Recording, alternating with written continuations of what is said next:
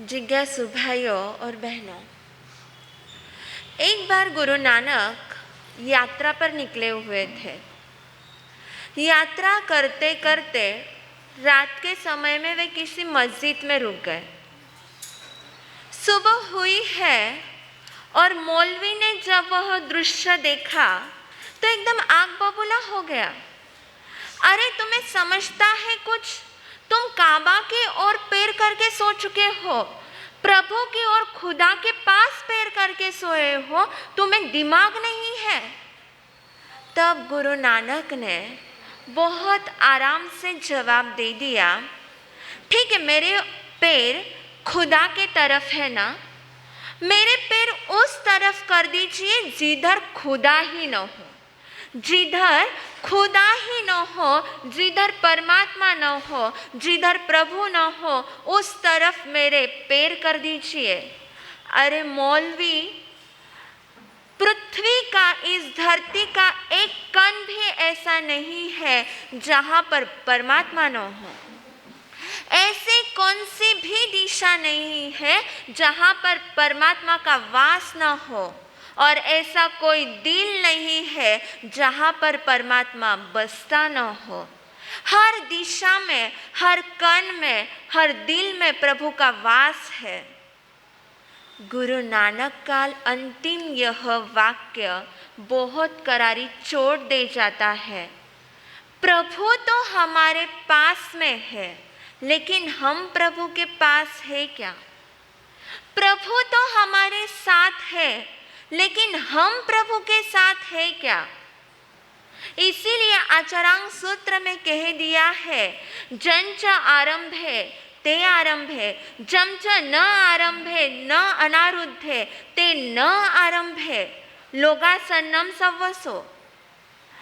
कि परमात्मा जिस राह पर चले हैं, इसकी व्याख्या करते हुए पूज्य श्री अमलोक ऋषि जी महाराज साहब इतना सुंदर फरमाते हैं कि महापुरुष, साधक पुरुष जिस राह पर चले हैं, जो मार्ग उन्होंने अपनाया है, सामान्य साधक ने भी वही मार्ग अपनाना चाहिए। प्रभु के साथ रहना है, प्रभु के पास रहना है, तो यह बहुत सुंदर मार्ग प्रभु आचरांग सूत्र में फरमा रहे हैं कि जिस मार्ग पर प्रभु चले उस मार्ग पर चल दीजिए।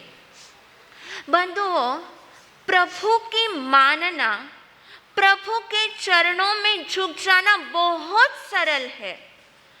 प्रभु को मानना, प्रभु के चरणों में झुक जाना बहुत सरल है, लेकिन प्रभु जिस मार्ग पर चले उस मार्ग पर चलना बहुत कठिन है।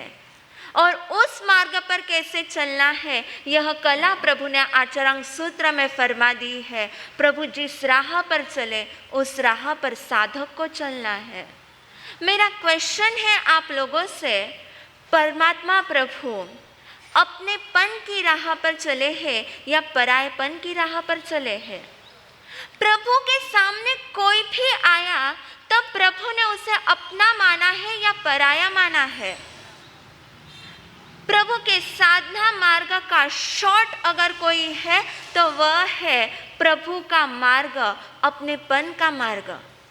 प्रभु के पास जो आया, प्रभु के सामने जो आया और प्रभु के साथ में जो आया, देखो तीन चीजें मैंने कही है।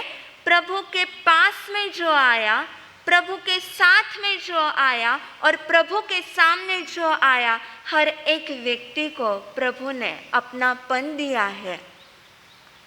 हमारा अपनापन दूसरों को देना है तो उसके लिए 3 कंडीशन दे दी है। सबसे पहली कंडीशन, आप किसी को भी अपनापन दो तो फर्स्ट चीज याद रखना, वह गुण रहित होनी चाहिए। कैसी होनी चाहिए? गुण रहित होनी चाहिए। कुछ समझ में आया? नहीं आया? आप अपनापन देते हो ना तो सामने वाले के गुण से अट्रैक्ट होते हो, उसके बाद अपनापन देते हो। सामने वाले में कोई एक आध क्वालिटी देखते हो, एक आध गुण देखते हो, वो आपको अच्छा लगता है, उसके बाद आप आपका अपनापन उस पर उंडेलते हो। पर होता ऐसे है बंधुओं, जब वह गुण माइनस होता है तो आपका अपनापन भी माइनस हो जाता है। इसीलिए फर्स्ट कंडीशन दे दी है, गुण रहित अपनापन होना चाहिए। सिंपल सी चीज़ है कि कोई आपके रिलेशन वाला नहीं है, स्थानक में आने के बाद उस लड़के के साथ भले ही आपकी जान पहचान हो गई, आपको वो लड़का बहुत अच्छा लगने लग गया, बहुत हेल्प करता है, काकी जी, मामी जी, काका जी, मामा जी करता है, कोई भी ज़रूरत पड़े तो तुरंत काम में आ जाता है। अभी क्या हुआ, एक बार आपको बारिश का टाइम था, बारिश बहुत तेज थी, तो आपका लड़का आपको लेने के लिए पहुंच नहीं पाया। आप टेंशन में हो कि मैं अब घरे किसके जाऊँ, आप टेंशन में हो, ऑटो आपको मिल नहीं रहा है, और उधर से आपने देख लिया, अरे जो लड़का आपको पसंद है ना, वह युवक वहीं पर कॉर्नर पे खड़ा है। आपने उसको एक बार आवाज़ लगाई, उसको सुना नहीं, 2 बार आवाज़ लगाई, 3 बार आवाज़ लगाई, और उसने आपकी आवाज़ को अनसुना कर दिया। अब क्या हुआ कि आपको ऐसा लगा कि ठीक है, उसने मेरी आवाज़ उस तक पहुंची नहीं हो तो मैं उसको पास जाके बुलाता हूँ। देखो, अब तक उस लड़के के साथ आपका अपनापन था, आप उसके पास गए, वो किसी अपने फ्रेंड के साथ बात कर रहा है, आपने वापस आवाज़ लगाई, अनसुना किया, दूसरी बार आवाज़ लगाई, वापस अनसुना कर दिया, तीसरी बार आवाज़ लगाई तो वो कह दिया, क्यों मुझे बार बार आवाज़ लगाते हो, आप आपका काम करो ना। अब सच बताना, उस व्यक्ति के प्रति आपका अपनापन रहेगा क्या? नहीं। हेल्प का गुण माइनस, आपका अपनापन माइनस। जब तक हेल्प का गुण दिखता है तब तक आपका अपनापन रहता है। और ऐसी सिचुएशन में कोई व्यक्ति आपसे पूछ ले, इसी लड़के को मैं मेरे बेटी के लिए देख रही हूँ, हाँ कर दूँ क्या? आपका जवाब क्या होगा? इतने दिन तक वह गुणी था, उसके प्रति अपनापन था, गुण माइनस, अपनापन माइनस। इसलिए फर्स्ट कंडीशन दे दी है, गुण रहित अपनापन दीजिए। किसी को भी अपनापन देना है तो सिर्फ गुण से अट्रैक्ट होकर अपनापन नहीं देना है, उसके भीतर गुण हो या ना हो, मेरा सिर्फ एक ही काम है, उसे अपनापन देना है। सेकेंड नंबर की कंडीशन दे दी है, कामना रहित अपनापन हो, इच्छा रहित अपनापन हो। होता है फैमिली मेंबर्स में अगर आपको गुण दिखाई नहीं देते हैं, लेकिन उस व्यक्ति के साथ आपकी कामना जॉइंट हो जाती है, तब आप उसे अपनापन देने लग जाते हो। एक कटु सच्चाई, एक कटु वास्तविकता आप लोगों के सामने रखना चाहूँगी। भले ही इसे मानने में आपका मन रेडी नहीं होता होगा, बंधुओं, आपके संतान के प्रति भी आपका कामना से रिलेटेड अपनापन होता है। आपको होता है कि मेरा वो अपना है, लेकिन वहाँ पर आपकी इच्छा होती है, आपकी कामना होती है। कामना सिर्फ एक ही होती है, आप संतान का पालन पोषण, उसके भविष्य की चिंता सिर्फ इसलिए करते हो कि मेरा फ्यूचर आगे उसके ऊपर डिपेंड है। सच बताना, उन माताओं ने अगर गर्भ में ही पता चल जाए कि आने वाली संतान, अगर गर्भ में ही पता चल जाए कि आने वाली संतान हैंडीकैप है, अगर वो जन्म ले लेगी तो उसका पूरा लाइफ, उसका पूरा जीवन बिस्तर में ही जाएगा। ये अगर आपको पहले पता चल जाए तो आज दिल पे हाथ रख के मुझे बोलना, क्या आप उस संतान को जन्म देने का सौभाग्य दोगी? उस बच्चे को यह दुनिया देखने का सौभाग्य आप दोगी?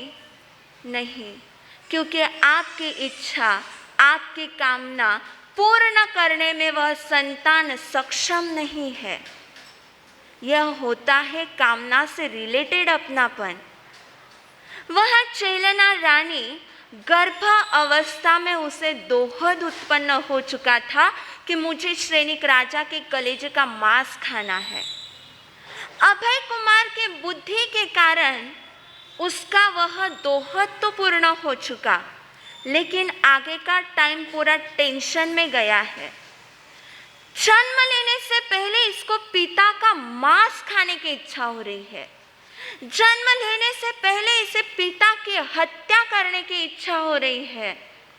मुझे इसे जन्म देना नहीं है, लेकिन प्रकृति के कारण उसे जन्म तो दे दिया है, लेकिन जन्म देने के बाद उसे कचरे के ढेर पर फेंक दिया गया है। यह मेरे इच्छा के मुताबिक नहीं है, यह मेरी कामना के मुताबिक नहीं है। मेरी कामना है कि मेरे आने वाली संतान अपने माता और पिता की सेवा करे। मेरे कामना के इसमें यह फिट नहीं बैठता है, इसलिए उस संतान के ऊपर चलना का अपनापन नहीं है। इसलिए सेकंड कंडीशन दे दी है अपनेपन के लिए कि आपका अपनापन कामना रहित हो, इच्छा रहित हो। इच्छा रखे बिना दूसरों को अपनापन देना है। फर्स्ट अपनापन देने की कंडीशन क्या है? गुण रहित है। सामने वाले में गुण हो या ना हो, मुझे अपनापन देना ही है। सेकेंड कंडीशन क्या दे दी है? कामना रहित। कोई इच्छा, कोई अपेक्षा रखकर मुझे दूसरों को अपनापन नहीं देना है। कामना रख कर के मुझे अपनापन देना नहीं है। अब तीसरी महत्वपूर्ण कंडीशन दे दी है व्यक्ति रहित अपनापन। तीसरी कंडीशन दे दी है व्यक्ति रहित अपनापन कि अमुक व्यक्ति पर ही मैं अपना अपनापन रखूंगा, अमुक व्यक्ति के साथ मैं अपनापन नहीं रखूंगा। यह चीज़ करनी नहीं है अगर प्रभु के मार्ग पर, प्रभु के राह पर चलना है तो। जैसा तुम खुद के लिए चाहते हो वैसा हर एक संसार के प्राणी के लिए चाहो। जैसा हम हमारे लिए नहीं चाहते वैसा दूसरों के लिए भी मत चाहो। खुद के लिए इंसान मकान अच्छा चाहता है, परिवार अच्छा चाहता है, कपड़े अच्छा चाहता है, बिजनेस अच्छा चाहता है, वैसा ही दूसरों के लिए चाहना है। जैसा आप खुद के लिए अच्छा चाहते हो, मुझे ये वर्ड्स अच्छे लगते हैं तो दूसरों के लिए भी वे ही वर्ड्स यूज करो। मुझे ऐसा बिहेवियर अच्छा लगता है तो दूसरों के लिए भी वो ही बिहेवियर रखो। सबको अपना समझो, व्यक्तियों में भेदभाव मत रखो। पर अगर मन में क्वेश्चन आता है, जो अपने साथ अच्छा बिहेवियर करता है ना, उसे तो व्यक्ति अपना मान ही लेता है, वहाँ पर तो व्यक्ति रहित अपनापन हो जाता है। लेकिन जिसने हमारे साथ बुरा व्यवहार किया है, हमारे साथ गलत व्यवहार किया है, हमारे बारे में गलत सोचता है, उस व्यक्ति को अपना मानने के लिए मन रेडी नहीं होता। जो हमारे साथ अच्छा व्यवहार करता है उसे तो एक बार व्यक्ति अपना मान लेता है, लेकिन जो हमारे साथ अच्छा व्यवहार नहीं करता उससे अपना मानने के लिए मन रेडी नहीं होता। तब क्या किया जाए? बंधु, एक सवाल है आप लोगों से। आज मेला हुआ कपड़ा कल वाइट बन सकता है, इस बात पर आपको भरोसा है या नहीं? आवाज़ नहीं आई है। आज भले ही वो बिल्डिंग गिर चुकी है, लेकिन उस स्थान पर दूसरी बिल्डिंग खड़ी हो सकती है या नहीं? हो सकती है। आज फटा हुआ दूध है, लेकिन कल उसका जामन बन सकता है या नहीं? बन सकता है।